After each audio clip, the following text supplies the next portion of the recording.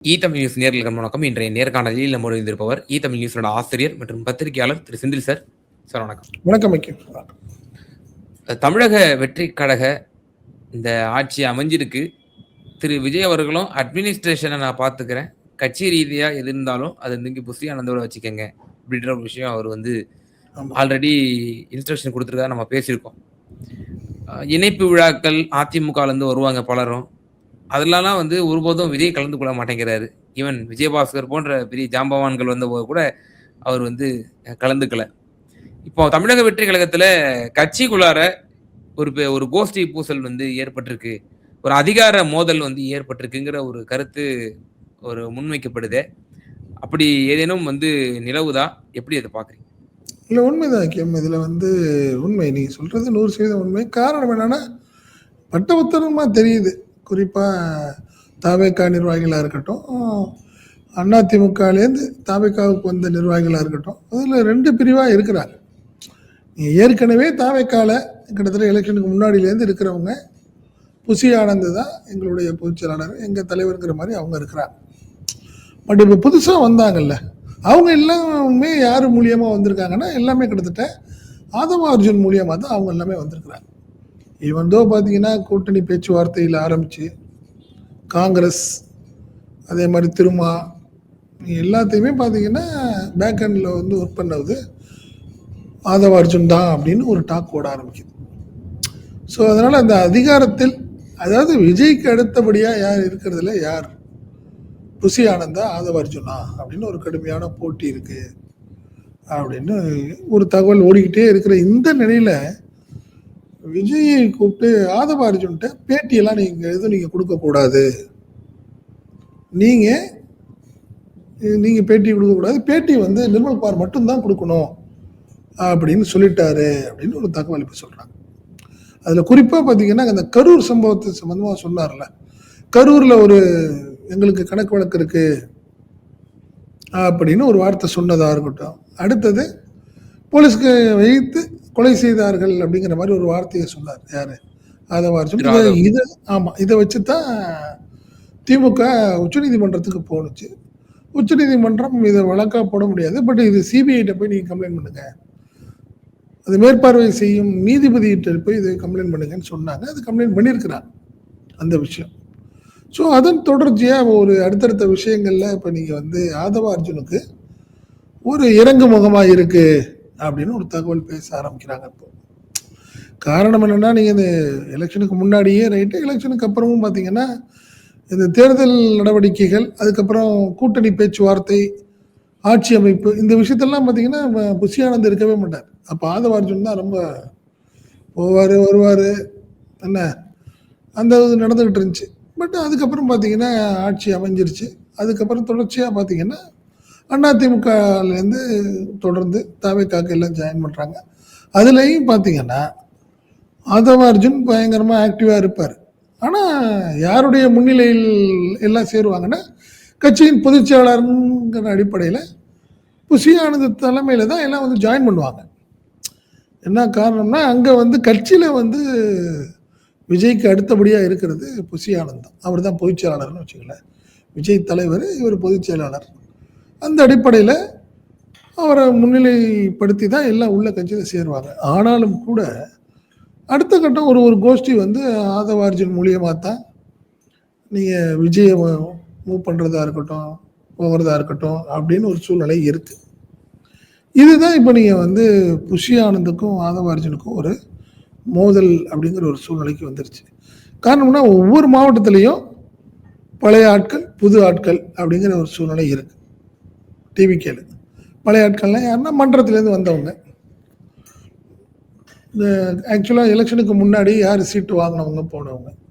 புதிய ஆட்கள் யார்? எம்எல்ஏ ரிசைன் பண்ணிட்டு வந்தவங்க, மாவட்ட செயலாளராக இருந்து இங்கே வந்தவங்க, டிவிகேக்கு வந்தவங்க அப்படின்னு புதிய ஆட்கள், பழைய ஆட்கள் ஒரு சூழ்நிலை ஓடிக்கிட்டு இருக்கு.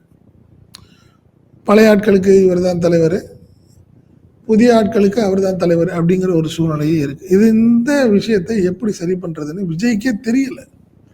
காரணம்னா, டிவிக்கே 2ஆக போய் நிற்கிது ஒவ்வொரு மாவட்டத்திலையும். வெளியே தெரியாமல் இருக்கலாம், பட் அங்கே உள்ள இருக்க நிர்வாகிகளுக்கு எல்லாமே தெரியும். இந்த நிலையில தான் கரெக்டாக ஆதவ அர்ஜுன் ஒரு மாட்டிக்கிட்டார். எப்படி மாட்டிக்கிட்டாரு? அந்த கரூர் சம்பவம் சம்பந்தமா பேசுன விஷயம். அதே மாதிரி பார்த்தீங்கன்னா, இந்த கீர்த்தனா வந்து ஃபர்ஸ்ட் ஒரு டூர் போனாங்க. எங்க போனாங்க? கொரியா போயிட்டு வந்தாங்க. கொரியா போயிட்டு வந்தப்ப தான் பார்த்தீங்கன்னா, அவங்க பாஸ்போர்ட் எந்த பாஸ்போர்ட்ல போனாங்க? ஏன்னா இப்போ வந்து அரசு ஒரு விளக்கம் கேட்குது. ராஜ்மோகன்ட்டையும் கீர்த்தனாட்டையும் கேட்குறாங்க. எங்க நீங்க வந்து டிப்ளமேட்டிக் பாஸ்போர்ட்ல இல்லாம நீங்க 2 பேரும் எதுக்கு இண்டிவிஜுவல் பாஸ்போர்ட்ல போனீங்கன்னு கேட்டாங்கல்ல. அந்த முறை கீர்த்தனா கொரியா போனது கூட விஜய்கிட்ட ப்ராப்பரா சொல்லிட்டு போகல அப்படின்னு ஒரு தகவல். ஏன்னா ஒரு விஷயம் உங்களுக்கு எல்லாத்துக்கும் தெரியும். அமைச்சர் கீர்த்தனா ஏற்கனவே ஆதவ அர்ஜுன் அலுவலகத்தில் வேலை பார்த்தவங்க. பென் டீம்ல வேலை பார்த்தவங்க. எல்லாத்துக்கும் தெரியும். பென் டீம்ல ஒர்க் பண்ணாங்க. அதுக்கப்புறம் ஆதவ அர்ஜுனுடைய வாய்ஸ் ஆஃப் காமன்ல ஒர்க் பண்ணாங்க. அதுக்கப்புறம் அங்கேருந்து விலகி ஆந்திரா சந்திரபாபு நாயுடுவோடைய அந்த ஸ்ட்ராட்டஜி டீம்ல ஒர்க் பண்ணாங்க. அதன் தொடர்ச்சியாக தான் அவங்க டிவிகேக்கு வர்றாங்க. அவங்கள கொண்டாந்தவரும் ஆதவ அர்ஜுன் தான் வச்சுக்கோங்க. ஸோ இந்த ஒரு விஷயங்கள் எல்லாமே இப்போ விஜய்க்கு இப்போ தான் அந்த தகவல்லாம் அவருக்கு போய் ஒவ்வொரு தகவலாக வெளியே போக ஆரம்பிக்குது.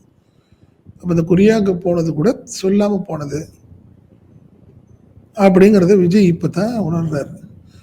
கீர்த்தனாவுக்கு முக்கியமான ஒரு போர்ட்போலியோ விஷயத்தில் கூட ஆதவ அர்ஜுனுடைய இன்ஃப்ளூயன்ஸ் இருந்திருக்கு அப்படிங்கிறதெல்லாம் இப்போ ஒரு தகவல் வெளியே வருது அவருக்கு.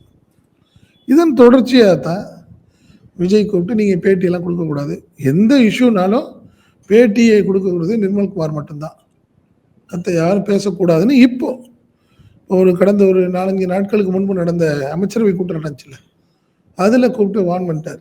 வேற யாரும் பேசக்கூடாதுங்கிறத சொல்லிட்டாரு. அதே மாதிரி எனக்கு தெரியாம பல விஷயங்கள் நடந்திருக்கு, இப்பதான் எனக்கு தெரியுது அப்படிங்கிறதையும் கீர்த்தனா அனைவரும் என்ன சொல்றாங்க, அமைச்சரவை மாற்றம்னு வந்ததுன்னா முதல் நாள் கீர்த்தனாவை தான் மாற்ற போறாங்க. அது உடனடியாக இருக்குமா, இல்லை ஒரு 6 மாசம் கழிச்சு கூட இருக்கலாம். இந்த விஷயங்கள் தான் இப்போ ஒரு பரபரப்பாக தாவேகா தரப்புல பேசிட்டு இருக்கிறாங்கன்னு வச்சுக்கோங்களேன். இதுதான் முதல்ல அதிகாரத்தில் யாருக்கு அதிகாரம்ங்கிறத ஒரு கடுமையான ஒரு மோதல்ல இருந்தது. இந்த டைம்ல கரெக்டாக ஆதவ அர்ஜுன் மாட்டிக்கிட்டாரு.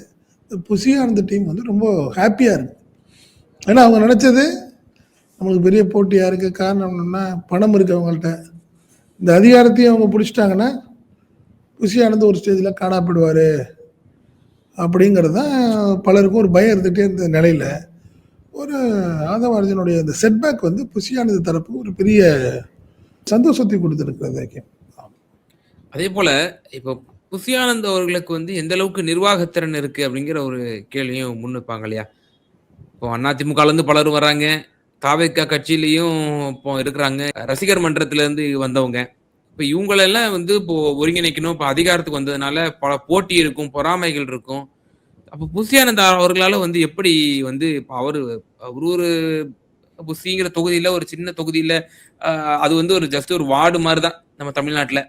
அப்படிப்பட்ட ஒரு அரசியல் பின்னணியிலிருந்து வந்திருக்கக்கூடிய புசியானந்த் அவர்களுக்கு இவ்வளவு பெரிய கட்சி இது வந்து கட்டமைக்கணும், அதுக்கெல்லாம் பொது செயலாளருங்கிற தகுதி வந்து ஒரு மிகப்பெரிய ஒரு ரோல்ஸ் அண்ட் ரெஸ்பான்சிபிலிட்டி. எதிர்பார்க்காத ஒரு விஷயம். அப்போ இவர் எப்படி வந்து அதிமுக இருந்து வர்றவங்களுக்கு வந்து சரியா அவர் வந்து பதவி போட்டு சரியா எப்படி அவங்கள வந்து கண்காணிப்பாரு, எப்படி அவங்களுக்கு ஏதாவது குறை நிறைகள்னா செஞ்சு கொடுப்பாரு, அவங்கள வந்து கட்சியில வந்து நமக்கு உட்பட்டு நடக்கிறாங்களா, இல்ல வேற எதுவும் தனி ரூட் எடுத்துட்டு போறாங்களா, நாளைக்கு தலைவருக்கே பிரச்சனை வருமா, இவ்வளவு பல விஷயங்கள் இருக்கு. இதெல்லாம் எப்படி திரு புசியானந்த் அவர்களால வந்து கட்டி மேய்ச்சி கொண்டு போக முடியும்? அதாவது நீங்க சொல்ற ஒரு விஷயம் தேர்தலுக்கு முன்னாடி நீங்க சொல்ற விஷயங்கள்லாம் நடந்திருக்கலாம். இப்போ கவர்மெண்ட் வந்துருச்சு, ஏஜென்சிஸ் ஏகப்பட்டது இருக்கு. நடந்துட்டு இருக்கிறது என்னங்கிறது உடனே இம்மிடியட்டா சிஎம்கிட்ட சொல்லுவாங்க என்ன நடந்துகிட்டு இருக்கு. ஒவ்வொரு மாவட்டத்திலையும் நீங்க வந்து எஸ்பிசிஐடின்னு இருக்கு, டிட்டாச்மெண்ட் இருக்கு, உளவுத்துறை பார்த்துட்டு இருக்கு என்ன நடக்குது அப்படின்னு டே டு டே அவருக்கு வந்து ரிப்போர்ட் போயிட்டே இருக்கு சிஎம்க்கு. எப்படி இருக்கு இல்லைங்க, ஒவ்வொரு மாவட்டத்திலையும் 2 இருக்கு. காரணம் ஆதவ அர்ஜுனுக்கு வேண்டிய ஆட்கள் ஒரு டீம் இருக்கிறாங்க, பழைய ஆட்கள் உங்க ஆட்கள் எல்லாமே புசியானந்தோட அவர் பேக்கிங்ல ஒரு டீம் இருக்காங்க இப்படின்னு அவங்க சொல்லிட்டே இருக்கிறது தான் இப்போ வந்து விஜய்க்கு தெரிஞ்சிருக்கு. ஓஹோ சரியா இல்லை, ஆதவ அர்ஜுனுக்கு நம்ம சில இம்பார்ட்டன்ஸ் கொடுக்கறதுங்கிறது அது வேற மாதிரி போயிட்டு இருக்குங்கிறத அவர் இப்போ உணர்றாரு. நீங்க பேட்டி கொடுக்க கூடாதுன்னு அவர் சொல்லிட்டாருனாவே பெரிய விஷயம் இல்லையா உங்களுக்கு. நீங்க பேட்டி கொடுக்க கூடாது, நிர்மல்குமார் தான் பேட்டி கொடுக்கணும். தவிர்க்க முடியாமல் டிபார்ட்மெண்ட் விஷயமா யாராவது கேட்டாங்கன்னா பதில் சொல்லுங்க. பொதுவான விஷயங்கள்லாம் நீங்க பேசக்கூடாது, நிர்மல்குமார் மட்டும் தான் பேசணும் அப்படின்னு சொல்லிட்டாங்க. அபிஷியல் ஸ்போக்ஸ்மேன் மாதிரி கடைசியா அவரு. பேட்டி கொடுத்தது கூட ரெட்டமலை சீனிவாசன் அவர்களுடைய நினைவு தினத்துல மட்டும் அவர் பேசினாருன்னு நினைக்கிறேன். அதன் பிறகு அவர் வந்து பெரிதா பப்ளிக் பிரசன்ஸ்ல வந்து இல்ல அதுதான். பொலிட்டிக்கல் காமெண்ட்ஸ் எதுவும் பெருசா பண்ணல. இது பண்ணல. அது சொல்லிட்டாங்கன்னு வச்சுக்கங்களேன். அதுக்கான விஷயம் ஒண்ணு. இன்னொரு விஷயம் கட்டமைப்பு கிடையாது. அதை விஜயும் விரும்புகிறார். ஒன் மேன் ஷோவா இருக்கணும். நம்மளுக்கான ஓட்டு. விசிலுக்கு ஓட்டு போட்டாங்க, விஜய்க்காக ஓட்டு போட்டாங்க. அவ்வளவுதான். அது அப்படித்தான் அவர் விஜய் நினைச்சிட்டு இருக்கிறாரு. அப்படியே இருக்கட்டும்னு நினைக்கிறாரு அவர். ஆனா அவருக்கு முன்மாதிரியா நினைக்கக்கூடிய அதாவது எம்ஜிஆர் அவர்கள் அப்படி இருந்தாரா கிடையாது. அப்படிங்கிற கேள்வி இருக்கு. இல்ல அக்கீம் வந்து அப்போ ஒரு விஷயம் என்னன்னா, சோசியல் மீடியாவில் பவர்ஃபுல்லா அப்ப இல்ல அக்கீம். அப்போ ஒரு கட்டமைப்பு தேவைப்பட்டது. ஒன்றிய செயலர் தேவைப்பட்டார். வீடு வீடா போய் சொன்னாதான் இவர் வேட்பாளர் யாருன்னு தெரியும், யார் நிக்கிறாங்கன்னு தெரியும். பட் இப்ப இப்படி இல்லையே. யாராவது எதிர்பார்த்தாங்களா 108 எம்எல்ஏக்கள் உருவாங்க ஜெயிப்பாங்கன்னு? யாருக்கும் தெரியாதுல்ல. பல தொகுதிகளில் யார் நின்னாங்கன்னே தெரியாம மக்கள் ஓட்டு போட்டிருக்காங்க, இன்க்ளூடிங் குளத்தூர். புரியுதுங்களா? ஸோ அதை நம்புறாரு விஜய், நம்புறாரு. நம்மளுக்கான கூட்டம் இது இருக்கட்டும். இது ரொம்ப ஒரு முக்கியத்துவம் வாய்ந்த நபராக ஒவ்வொரு தொகுதியிலையும் ஒருத்தர் வந்துட்டாருன்னா தேவையில்லாம அவங்க ஒரு கரெக்ட் பண்ணுவாங்க, அவங்க வேற மாதிரி நம்மளுக்கு ஒரு கெட்ட பேர் ஏற்படுத்திடுவாங்கன்னு விஜய் நம்புறாரு. அதனால இது பெருசா விவரம் தெரியாத ஆட்கள் இருக்கிற வரைக்கும் நம்மளுக்கு லாபம் நினைக்கிறாரு. நீங்க அதனாலதான் பாத்தீங்கன்னா இப்ப அவங்க இப்ப ஒரு புதுசா என்ன சொல்லிட்டாங்க, கட்சிக்கு வர்றவங்க யாருக்கும் 2 வருஷத்துக்கு எந்த பதவியும் கிடையாது, எந்த பொறுப்பும் இப்ப கொடுக்க முடியாது அப்படிங்கிற ஒரு எழுதப்படாத ஒரு சட்டமா எல்லாத்திட்டையும் மறைமுகமாக சொல்லிட்டாங்க. இப்போ இமீடியட்டா இது எதிர்பார்க்காதீங்க, மினிமம் 1 வருஷம் ஆகும். பட் ஆனால் விஜய் சொன்னது கூட இருக்க ஆட்கள்கிட்ட 2 வருஷம் ஆகட்டும், ஒர்க் பண்ணட்டும், நம்ம ஆட்கள் முதல் இருக்கட்டும். இப்போ போயிருக்க கூட்டமே கிட்டத்தட்ட பார்த்தீங்கன்னா எல்லாமே உள்ளாட்சி தேர்தலுக்காக தான் போயிருக்கு கூட்டம். ஒவ்வொருத்தரும் என்ன அப்படி எப்படியா கவுன்சிலர் ஆயிடலாம், மேயர் ஆயிடலாம், நகராட்சி தலைவர் ஆயிடலாம் அப்படின்னு ஒரு பெரிய கூட்டம் போயிருக்கிறாங்க. பட் உள்ளாட்சி தேர்தல் நடக்குமாங்கிறது தெரியல. ஏன்னா உளவுத்துறை போட்ட ரிப்போர்ட் என்னன்னா, உள்ளாட்சி தேர்தல்னா ஒரு பெரிய கட்டமைப்பு வேணும் உங்களுக்கு. ஒவ்வொரு வார்டுலையும் ஒருத்தர் நிற்கிறாங்கன்னா அந்த வார்டு மக்கள் என்ன நினைக்கிறாங்க, இவர் நம்மளுக்கு சரியா இருப்பாரான்னு பார்த்து தான் ஓட்டு போடுவாங்க. நீங்க எம்எல்ஏ வேற மாதிரி, அவங்க சிஎம்காக ஓட்டு போட்டது, விஜய் சிஎம் ஆக்கணும்னு ஓட்டு போட்டு தான் எம்எல்ஏ ஆக்கினாங்க. பட் இங்கே வார்டில் ஒரு கவுன்சிலர் ஆகணும்னா அவர் நம்ம நல்லது கெட்டதுக்கு செய்வாரா அப்படின்னு பார்ப்பாங்க. அப்படி பார்க்கும்போது தாவேக்கா அடிபட்டு போகும். அங்கே திமுக அதிமுக ஆட்கள் தான் விசிபிளா இருப்பாங்க, போவாங்க, இமிடியட்டா வருவாங்க, ரெஸ்பாண்ட் பண்ணுவாங்க. ஏன்னா கடந்த காலங்களில் அவங்க கவுன்சிலராக இருந்தவங்களுடைய செயல்பாடு எப்படி இருக்குங்கிறதெல்லாம் மக்களுக்கு தெரியும். புதுசா ஒருத்தர் வந்தாருன்னா அவருக்கு அந்த அளவுக்கு ஆதரவு கிடைக்காது. அது வந்து விஜய்கிட்ட உளவுத்துறை சொல்லியிருக்கு. அதனால என்னை பொறுத்தவரை இந்த உள்ளாட்சி தேர்தலுக்கான வாய்ப்புகள் இல்லை. எப்படி வேணாலும் அடுத்த வருஷத்துக்கு லாஸ்ட்ல கூட போகலாம். புரியுதுங்களா? அதனாலதான் இப்ப அவர் தெளிவா இருக்கிறாரு விஜய். இவங்கெல்லாம் இருக்கிறவங்களாம் இருக்கட்டும், பார்த்துக்கலாம் அப்படிங்கிறத சொல்லிட்டாரு. அதனாலதான் இவர் ஆதவ அர்ஜுன் ஒரு தன்னை வந்து தன்னை முன்னிலைப்படுத்திக்கிறதுக்கோ இன்னொரு கோஷ்டியை உருவாக்கணும்னு நினைக்கிறாரோ அப்படின்னு ஒரு சந்தேகம் விஜய்க்கு வர ஆரம்பிச்சிருச்சு. அதனாலதான் அவருக்கு ஒரு இம்பார்ட்டன்ஸை கட் பண்றாரு. கருத்தியல் ரீதியா ஒரு கட்சியை கொண்டு போறது கண்டிப்பா நிலைக்கும். இப்ப திமுக ஆரம்பத்துல கருத்தியல் ரீதியா வந்துச்சு, பிறகு பல தலைவர்கள் விரிவடைஞ்சாங்க. அதாவது ஒரு சிங்கிள் மேன் தலைவர் இருப்பாரு, ஆனா அவர் கீழே வந்து மாவட்டந்தோறும் மண்டலத்தோறும் வந்து விரிவுபட்டு கிடக்கும். இப்ப திமுகனா திரு மு.க. ஸ்டாலின், வேலூருக்குனா திரு துரைமுருகன் இருக்காரு, விழுப்புரம்னா திரு பொன்முடி இருப்பாரு, கரூர்னா திரு செந்தில் பாலாஜி இருப்பாரு, கோவைனா செந்தில் பாலாஜி இருப்பாரு, திருச்செந்தூர்னா தூத்துக்குடி திருநெல்வேலினா அனிதா ராதாகிருஷ்ணன் இருப்பாரு, கீதா ஜீவன் இருப்பாங்க, குமரிக்குன்னா அவங்க அங்க ஒரு தலைவர் இருப்பாங்க. இப்படி ஒரு விரிவடைந்து ஒரு அடுத்த கட்ட தலைவர்களை வந்து ஸ்ட்ரென்தன் பண்ணி ஒரு பார்ட்டி வச்சிருக்காங்க. இங்க தனிநபர் துதிப்பாடல் கூட ஒரு கட்சியா இருக்கு, ஒரு மற்றொரு அதிமுக. ஆனா அதிமுக கூட ஒரு மாவட்டத்தோறும் மண்டலந்தோறும் தலைவர்கள் உண்டு. அதனாலதான் வந்து இத்தனை காலம் இந்த அம்மையார் மரணத்திற்கு பிறகும் 10 வருஷத்துக்கு கழிச்சும் ஒரு ஓரளவு ஒரு சொல்லக்கூடிய அளவுக்கு ஒரு வாக்கு சதவீதத்தையும் பெற்றிருக்கிறாங்க. இங்க அதுவும் இல்லாம ஜஸ்ட் ஒரு தனிநபர் தொகுதி அப்படிங்கிற ஒரு இதோட செயல்பட்டுச்சு அப்படின்னா தாவேக்காவுடைய எதிர்காலம் என்ன அப்படிங்கிற ஒரு ஒரே ஒரு கேள்வி லைன் ரொம்பவே அவங்க இல்ல அவங்களோட லைன் ஒரே ஒரு லைன் தானே கேம். ஊழல் இல்லாத, லஞ்சம், லாவண்யம் இல்லாத ஒரு ஆட்சி. அந்த ஒரே ஒரு லைன். ஒண்ணுமே இல்ல. இப்ப சமீப காலத்துல ஒரு பெரிய எக்ஸாம்பிள். Cockroach party. ம். யார் தலைவரு? என்ன கொள்கை? என்ன ஏதுன்னு யாருக்குமே தெரியலையே. திடீர்னு ஒரு கூட்டம் வந்துருச்சு இன்னைக்கு டெல்லியில. புரியுதா பார்லிமெண்ட்ட உங்களுக்கு? முற்றுகையிட்டாங்க. முற்றுகையிட்டாங்க. ஒரே எல்லா ஒரு மத்திய சிங்கிள் லைன். படையெல்லாம் வந்து இறங்கிருச்சு. சிங்கிள் லைன் தான். ஆமா. மத்திய அமைச்சர் ராஜினாமா ராஜினாமா செய்யணும். செய்யணும். நீட்டு வந்து அதெல்லாம் நிறைய முறைகேடுகள்ல அவர் வந்து அவரோட இன்வால்மெண்ட் இருக்கு. அவரும் ராஜினாமா செய்யணும். ஒரே ஒரு லைன், சிங்கிள் லைன். அது ஒரு அடுத்த கட்டம் வந்துருச்சு. அரசியல்ல அடுத்த கட்டமா வந்துருச்சு. நீங்க சொன்ன மாதிரி பெரிய கட்டமைப்பு, ஒரு கொள்கை ரீதியான, சித்தாந்தம் ரீதியானங்கிறதெல்லாம் மாறிட்ட மாதிரி தெரியுது எனக்கு. அதுலயும் குறிப்பா 40 வயசுக்கு உட்பட்டவர்கள்ட்ட பெரிய மாற்றம். ஸோ விஜய் அது தெளிவா இருக்கிறார் அதுல. ஏன் நீங்க இது வரைக்கும் வந்து கோட்டு போட்டுட்டு வந்தவர். அதே மாதிரி பார்த்தீங்கன்னா பட்டு வெட்டி பட்டு சட்டையோட செக்ரட்டரியேட் வர்றாரு. கருப்பு சட்டை கருப்பு பேண்ட்டோட வர்றாரு. சனி ஞாயிறு வர்றதில்ல. காலையில் 9:30 மணிக்கு போகிறாரு. கரெக்டாக சாயங்காலம் 5:30 மணி 6 மணிக்கு கிளம்பிடுறாரு. இப்படி ஒரு இது நீங்கள் பார்த்ததே இல்லையா நீங்கள்? தமிழக சட்டமன்றத்தில் இது வரைக்கும் ஒரு புதுசாக இருக்கா இல்லையா? யார் என்ன கேள்வி கேட்கலையே. யாரும் கேட்கல. யாருமே கிளைம் பண்ணல அதை. என்னங்க அவர் வந்து பார்க்க மாட்டேங்கிறாரு, போக மாட்டேங்கிறாரு, அப்பெல்லாம் இல்லையே. ஸோ வேற ஒரு அடுத்த ஸ்டேஜுக்கு வந்ததை வந்து விஜய் நம்புறாரு, முழுசாக நம்புறாரு. தேவையில்லைன்னு நினைக்கிறாரு. கட்டமைப்பே இல்லைங்க, நான் ஜெயிச்சு காட்டுறேங்கன்னு தானே சொன்னாரு. ஜெயிச்சிருச்சே. நல்லதோ கெட்டதோ எப்படி நடந்துச்சுன்னு யாருக்கும் தெரியாது. அப்படிங்கிற ஒரு நிலைக்குமாங்கிறது கேள்விக்குறிதான். நீங்க அதனாலதான் அவர் உள்ளாட்சி தேர்தலுக்கு பயப்படுறாருங்கிறேன் நான். நீங்க உள்ளாட்சி தேர்தலுக்கு பயப்படுது தாவேக்கா விஜய் தேவை. என்ன காரணம்னா இப்ப கட்டமைப்பு தேவை. நீங்க கவுன்சிலர் ஆகணும்னா நீங்க ஏற்கனவே அந்த சம்பந்தப்பட்ட வார்டுல நீங்க ஒரு ஃபெமிலியரா இருக்கணும். பப்ளிக்கோட ஈஸியான அப்ரோச் உள்ள ஆளா இருக்கணும்.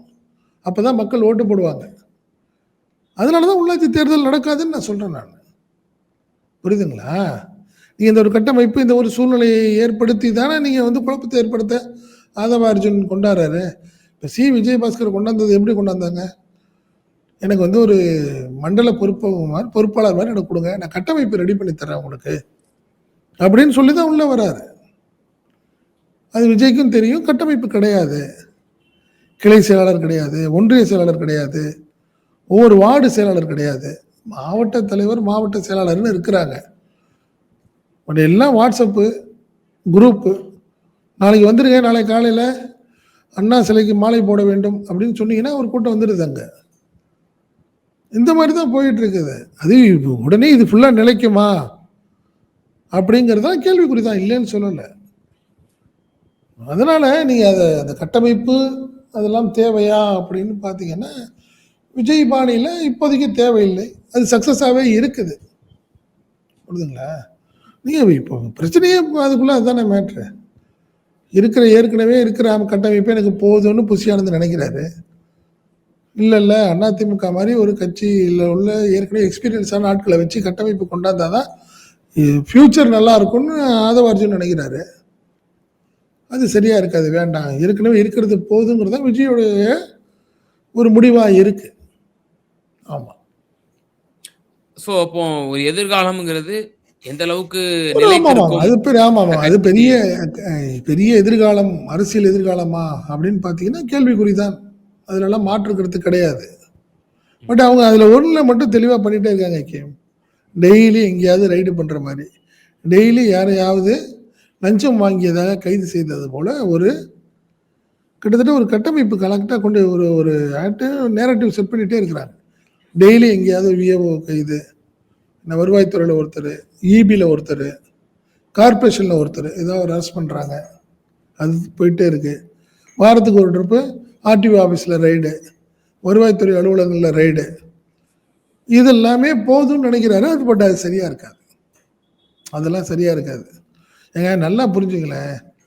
நீங்கள் வந்து காலேஜுக்கு ரினிவலுக்கு வந்து லஞ்சம் கிடையாதுங்கிறீங்க, ரைட்டு. பிளான் அப்ரூவலுக்கு, வீடு கட்டுறவங்களுக்கு அதெல்லாம் தேவையில்லைங்க. அடிமட்ட மக்களுக்கு அதெல்லாம் தேவையில்லை. அவங்களுக்கு இந்த 2500 ரூபா பணம் ஒரு 6 சிலிண்டரு அதுதான் எதிர்பார்த்துட்டு இருக்காங்க அவங்க. நீங்க இதையே கொண்டு போயிட்டு இருந்தீங்கன்னா, கண்டிப்பா கீழ்மட்டத்துல ஒரு பெரிய அதிருப்தி விஜய்க்கு எதிரா வரும். என்னங்க அது பண்ணி தரேன்னாரு, இதெல்லாம் எங்களுக்கு தேவையில்லங்க. நீங்க லஞ்ச லாவணியத்த பத்தி அடிபட்ட மக்களுக்கு என்னங்க இருக்கு? அன்னாடைய காட்சிங்க அவங்க. சாப்பாட்டுக்கு வழி இல்லாதவங்க அவங்க. லட்சக்கணக்கான, கோடிக்கணக்கான மக்கள் இருக்காங்க. அவங்கள்ட்ட இப்ப நீங்க ரூ. 2,500 குடுத்தீங்கன்னா அவங்க ஹாப்பி. அந்த விஷயத்தை விஜய் புரிஞ்சுக்கலன்னா, அவர் கண்டிப்பா பெரிய லெவல்ல அடிபடுவாரு.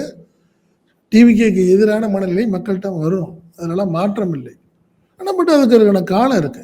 எவ்வளவு நாள் நீங்க சொல்லிட்டே இருப்பீங்க? நிதி நெருக்கடி, நிதி நெருக்கடி எவ்வளவு நாள் சொல்லிட்டு இருப்பீங்க?